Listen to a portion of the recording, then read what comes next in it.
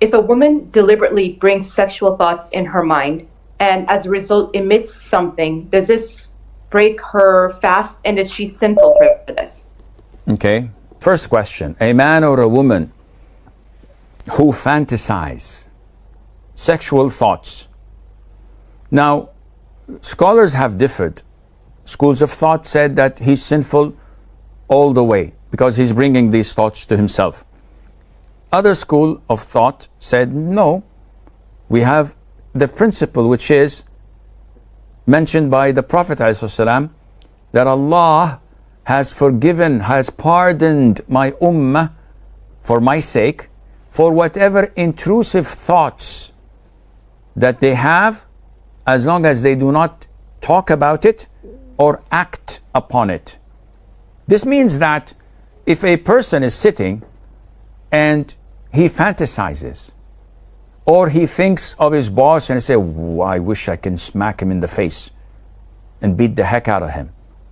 If he sees a woman that is a gorgeous, beautiful woman crossing the streets and he looks at her, he's sinful for this first gaze.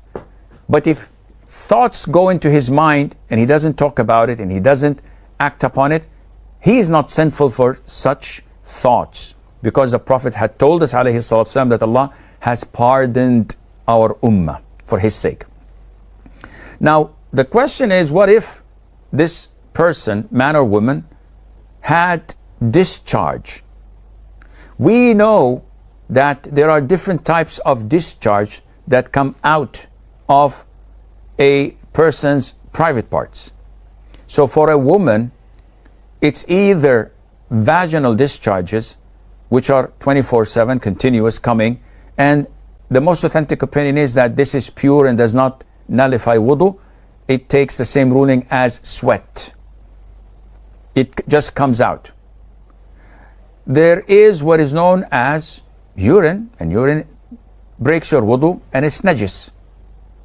There is also what is known as madhi, prostatic fluid, and this comes whenever someone is in situations of intimacy, flirting, or thinking about sexual thoughts.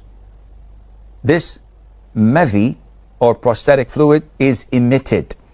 This breaks wudu and it is najis. The other type of discharge is what is known as semen, mani.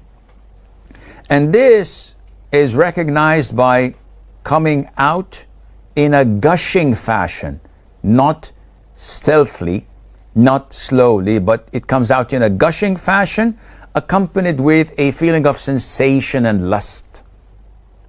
And this obligates upon the person who ejaculated it to perform a major ritual ghusl, to uplift his major ritual impurity, known as ghusl. And he would be in the state of janaba until he performs that ghusl. So this depends on what type of discharge a woman gets. But to answer the first question, or the first part of the question, these thoughts, intrusive thoughts, are not sinful. Are they recommended, Sheikh? No, of course not. It's best for you to stop it, because Satan may utilize them not in the near future, but later on, when he starts building scenarios in your head, if I did this, if he did this, if she did that, and then it would make one's evil soul look up to it and say, when would that happen? So this is definitely not a good thing to do.